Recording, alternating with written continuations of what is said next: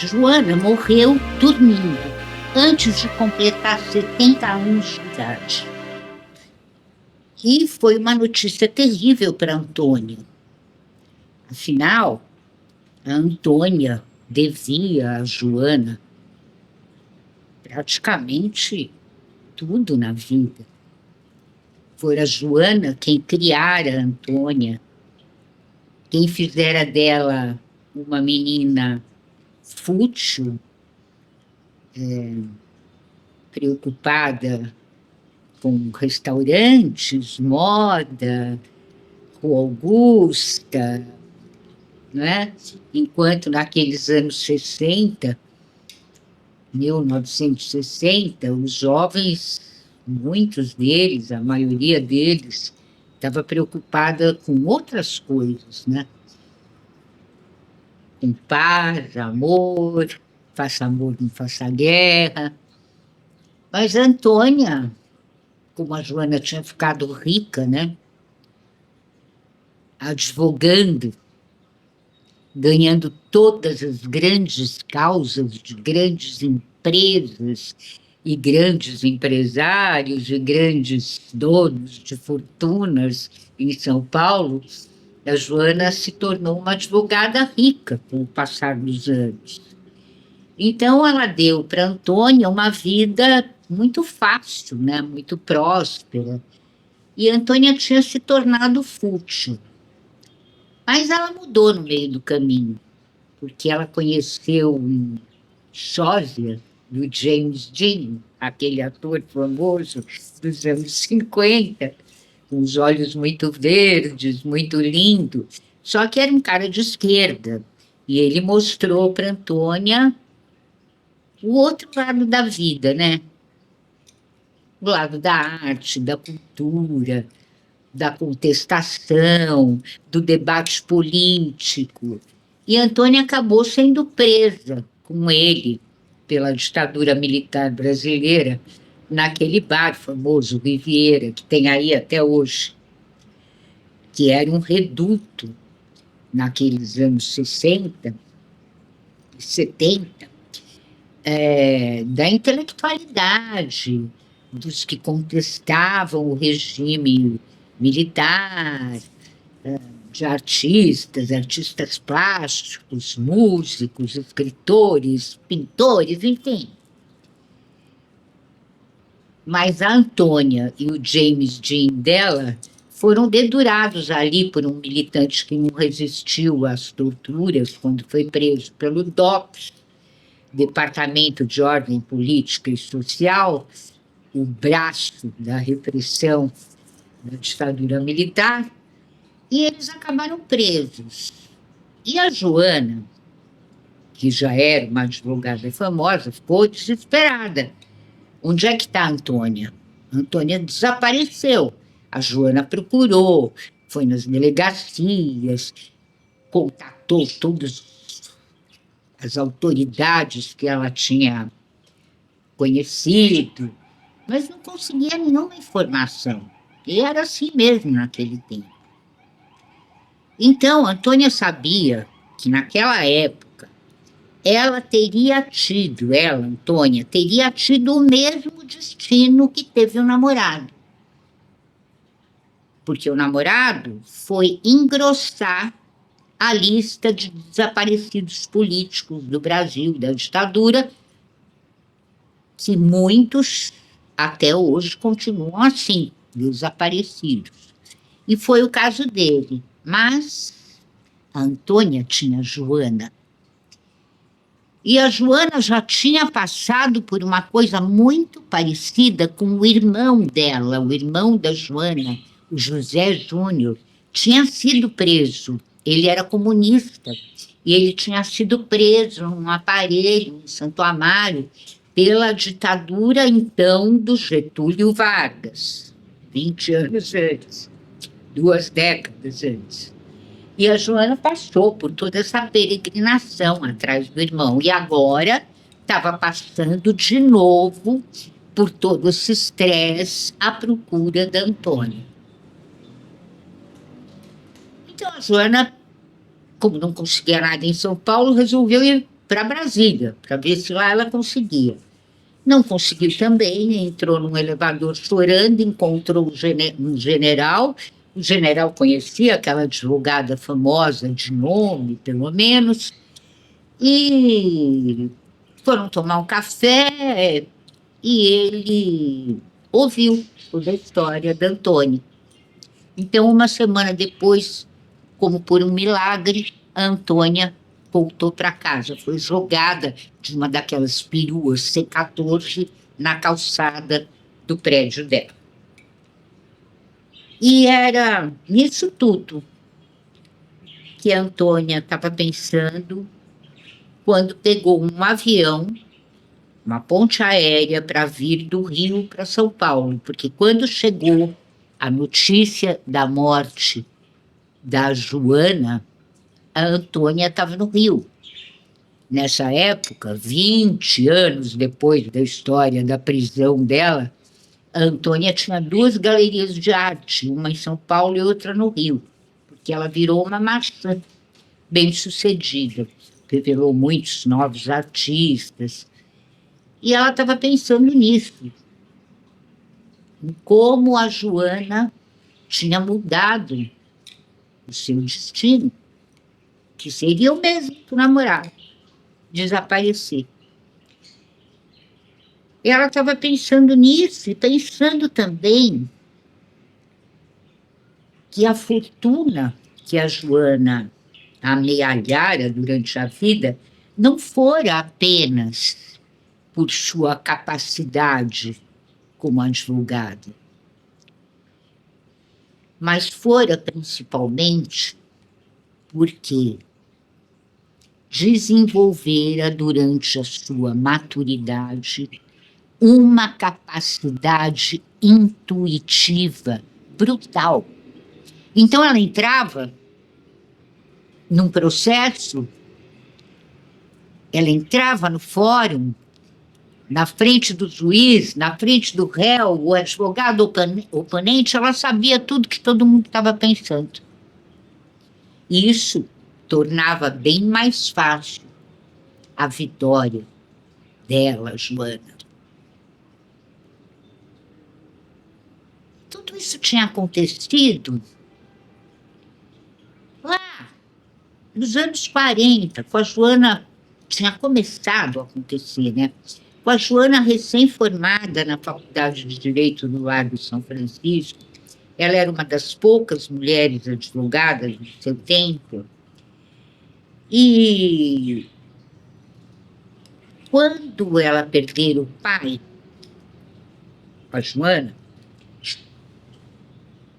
ela cortara mechinhas de cabelo do pai e guardara num papel de seda,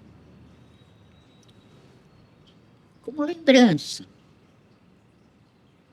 Mas depois do enterro do pai, quando a família foi almoçar e a mãe botava a colher no arroz, por debaixo das camadas de arroz apareciam misteriosamente pequenos cachos de cabelo arrumadinhos. E foi isso que levou a Joana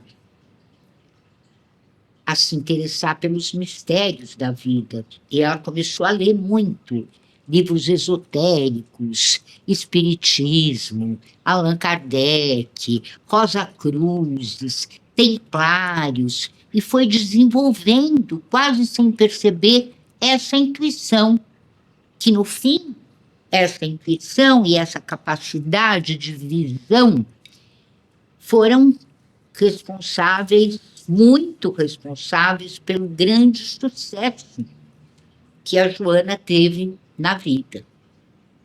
E a Antônia agora, olhando as nuvens do céu, pela janelinha do avião, revia tudo isso, pensava tudo isso. Como ia ser para ela, Antônia, viver sem a Joana? As duas tinham se tornado um pouco parecidas no quesito solidão, porque ninguém nunca ouviu falar de um caso de amor da Joana. Ela sempre fora sozinha. Ela cuidando da Antônia. E a Antônia, depois que o namorado desaparecera, e isso já tinha mais de 20 anos, a Antônia também não queria saber de nada. Não queria saber de amor, não se casou.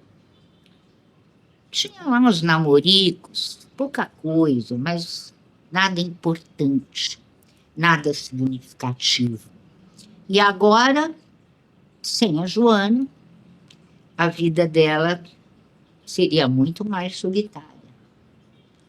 E sem os conselhos da Joana também. Porque a Joana ajudava muito a Antônia, aconselhava nos caminhos do negócio dela, da arte. E agora? Como seria? Bom, Antônia veio para São Paulo, providenciou o velório da Joana. Mas aí, enquanto a Joana estava lá morta, no caixão, de repente, os cabelos dela, da Joana, desinvestaram a crescer. A Antônia parecia que ouvia os cabelos crescendo de tão rápido que era. Claro que ela já tinha ouvido falar que cabelos e unhas das pessoas mortas continuam crescendo depois da morte, mas não daquela maneira assustadora, né?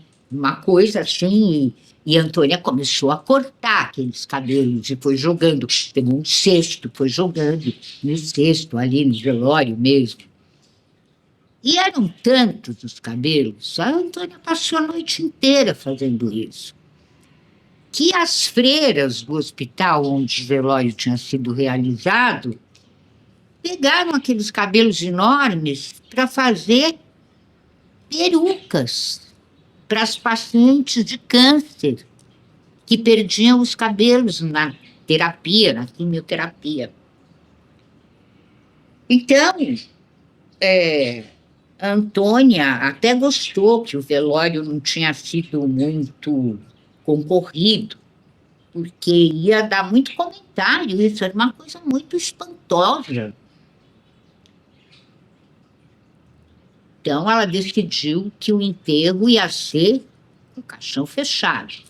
Já saiu do velório, o caixão fechado, para evitar, né, fofocas, comentários, especulações sobre uma coisa tão misteriosa, que aqueles cabelos que cresciam sem parar, os cabelos da morta.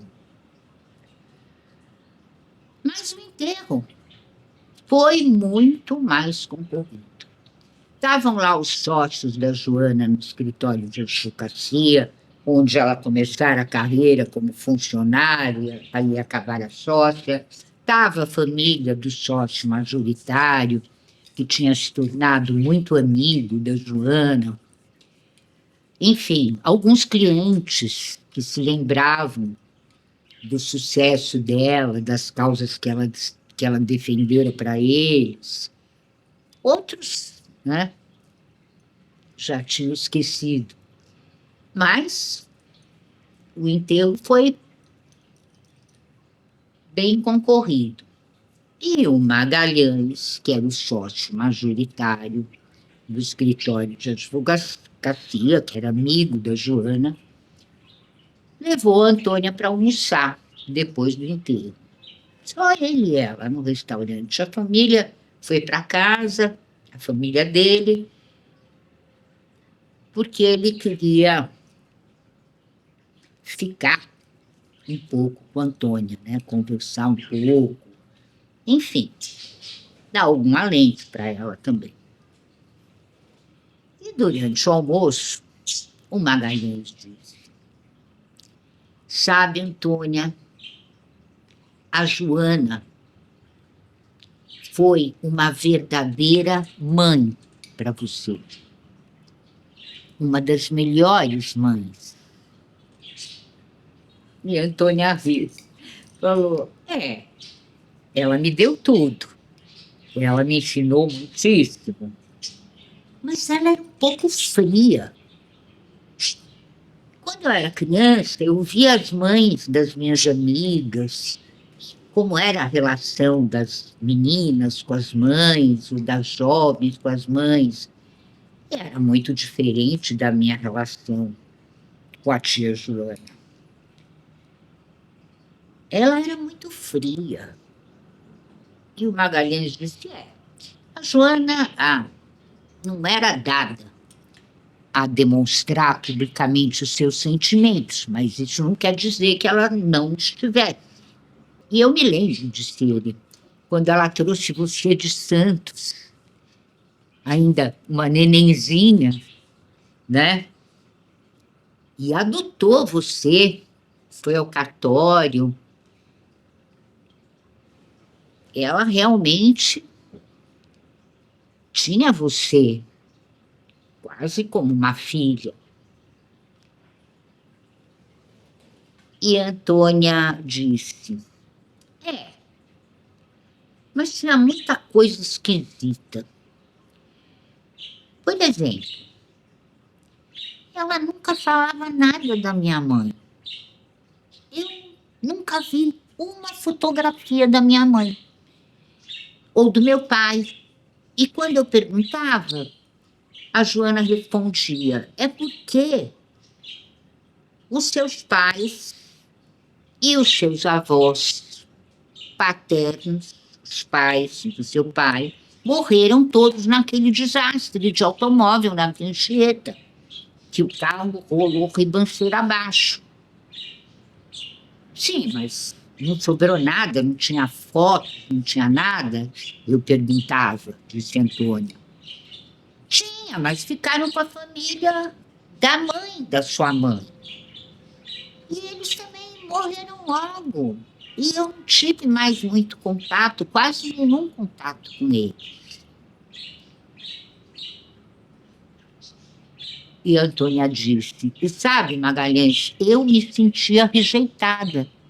Porque eu falava, poxa, eu tenho avós e eles nunca vieram me ver, eles não se interessaram nem em me conhecer. Magalhães disse para ela, engraçado. Essa não é bem a história da qual eu me lembro. Como assim? Perguntou Antônio. Eu me lembro que a Joana foi lá para Santos, tirou uma licença do escritório e depois veio com você dizendo que a sua mãe tinha morrido. Mas, sabe, eu já estou velha, né? Eu posso estar confundindo toda a história também, não estou me lembrando direito. Mas aquilo botou um grilinho na cabeça da Antônia. Quando ela voltou do almoço, voltou para o apartamento, onde ela morava com a Joana, né? Ela começou a procurar. Ela não sabia bem o que ela estava procurando, mas ela estava procurando alguma coisa. Aí ela mexeu nas coisas da Joana e só tinha coisas relativas ao trabalho, à vida jurídica. Abriu o computador dela, da Joana, olhou tudo, não tinha diário, não tinha cartas pessoais, não tinha fotos, não tinha nada. Só algumas matérias de imprensa digitalizadas sobre a atuação da Joana como advogada.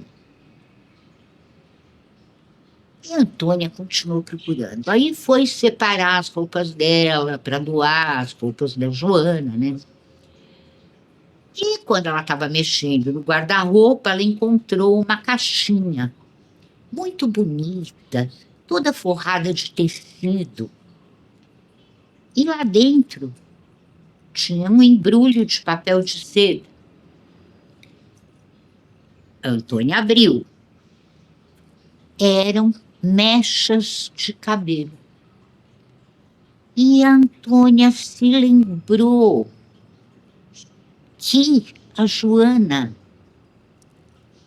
há 50 anos passados, mais de 50, quando o pai da Joana morrera, a Joana cortara mechinhas de cabelo dele para guardar de lembrança. Então, a Antônia ficou emocionada com aquela caixinha, com aqueles cabelos conservados, as mechinhas, todas bonitinhas, ali dentro de um papel de seda muito lindo. E a Antônia pensou, isso é uma relíquia, da qual eu nunca vou me desfazer. Vai ficar para sempre comigo.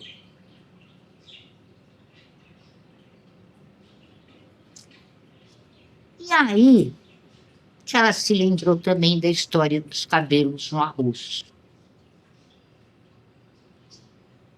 Bateu os olhos na estante de livros da biblioteca, porque a Joana tinha uma biblioteca, e entre os muitos livros jurídicos, inclusive alguns de autoria dela própria, da Joana, estavam os livros esotéricos. E a Antônia pensou, eu vou ler esses livros que a Joana lia. Eu vou ler todos esses livros misteriosos de Rosa Cruzes, de Templários, de Allan Kardec, de Helena Blavatsky, de místicos, eu vou ler tudo. E começou a ler. Essa história que eu estou te contando é de 1994. 30 anos. Nesses 30 anos, de lá para cá, imagina quantos livros a Antônia não leu. Imagina quanto ela aprendeu sobre esses mistérios, sobre as práticas esotéricas, sobre as sociedades secretas, misticismo. E, como acontecera com a Joana, quanto mais a Antônia lia, mais ela desenvolvia uma poderosa intuição e uma capacidade de visão. Da mesma maneira que a Joana sabia o que o advogado oponente no fórum estava pensando e que argumentos ele usaria, a Antônia começou a saber o que o artista plástico realmente pensava e esperava dela, o que o cliente dela, na hora de investir em arte, estava pensando, o quanto ele poderia investir mais do que ele estava fazendo. Então, as negociações da Antônia melhoraram muito, como melhorara muito o desempenho jurídico da Joana usando esses poderes intuitivos. E aí, um dia, ela estava numa happy hour lá com os amigos, e a Beth, uma conhecida dela, disse, olha, Antônia, agora que você está mais velha e está ficando milionária com esse teu negócio de arte, e você mesma diz que a tua intuição está cada vez mais desenvolvida e te ajuda, você tem que conhecer a Circe. E Antônia, Circe? Quem é Circe? E a Beth? É a bruxa mais sofisticada e mais rica de São Paulo. Tudo que é figurão, político, empresário, gente importante, vai lá se consultar com a Circe. Ela lê as cartas, lê a bola de cristal. Você devia conhecê-la, porque você está ficando muito parecida com ela. Vai lá, marca uma hora, faz uma consulta. Quem sabe? Antônia, mas o que essa Circe pode me dizer? O que ela pode fazer por mim? E a Beth? Ah, eu nem imagino, mas tenho certeza que ela pode sim. Vai lá. E a Antônia foi. Ficou, como todo mundo sempre ficava, muito impressionada com a beleza da casa, né, onde a Circe atendia, com os jardins, as beladonas, as aleias, aquela maravilha, muitas árvores, né? Tudo lindo, aquela biblioteca que era a recepção, também maravilhosa, a sala da consulta, tudo era lindo no reino da Circe. E a Antônia, como todo mundo, ficou encantada. E contou para ela toda a história da Joana, o mistério dos cabelos, os cabelos do pai da Joana, sobrevivendo há 6, 7, 8, 9 décadas dentro de um papel de seda. O mistério dos cabelos da Joana que cresciam e cresciam durante o velório. O mistério das mechas de cabelo no arroz no dia do enterro do pai da Joana. Contou tudo isso, contou das suas dúvidas, da morte acidental dos pais dela e os avós, e que não tinha fotos, e que a Joana nunca falou nada sobre a mãe dela, e não contou nenhuma história. Bom, resumo da ópera, tudo isso colocado, mais as cartas consultadas, mais a bola de cristal, a Circe disse: Antônia, você não está vendo? Tá na cara. A Joana era sua mãe biológica. Ela inventou essa história do desastre para não dizer para você que ela era sua mãe, porque ela deve ter sido mãe solteira. E naquele tempo, quando você nasceu, isso era um problema. E seria um problema para a carreira dela, inclusive. E Antônio falou: é mesmo. Eu pensei isso algumas vezes. Eu pensei se ela não era minha mãe, mas aquela distância, aquele... Eu não tinha com ela uma relação de mãe e filha. Faltava carinho, faltava alguma coisa. E assim se é, mas foi a própria Joana que impôs essa distância para você não descobrir. É. Mas eu acho que tem alguém que sabe.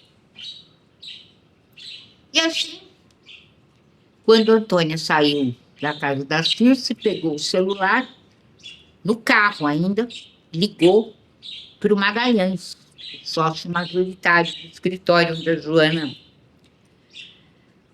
trabalhava, e era sócia também. O Magalhães já estava com quase 100 anos, mas ainda estava lúcido, estava bem. Ele atendeu o telefone e a Antônia falou na lata: Magalhães, a Joana era mesmo a minha mãe biológica, não era? E você sabe. E o Magalhães: era. Só que eu prometi que eu nunca contaria para você e nem para ninguém. Só eu, em São Paulo inteiro, sabe que a Joana era sua mãe. Bom, mas eu tinha que descobrir mais cedo ou mais tarde. Sim, disse Magalhães, você tem o direito de saber também. Bom, mas e quem era o meu pai? Você sabe? Era um advogado que trabalhou um tempo com a gente aqui em São Paulo, um carioca, Antônio Maris Muniz de Oliveira. E onde ele está? Ah, ele já morreu há muito tempo. Ele era casado, ele teve um caso com a sua mãe, e a sua mãe engravidou e teve você. Então, por isso que ela foi para Santos. Pediu licença quando estava no final da gravidez e foi ter você lá na Santa Casa de Santos. Pois é, Magalhães, você sabia tudo isso, e naquele dia que ela morreu, você podia ter me contado, né?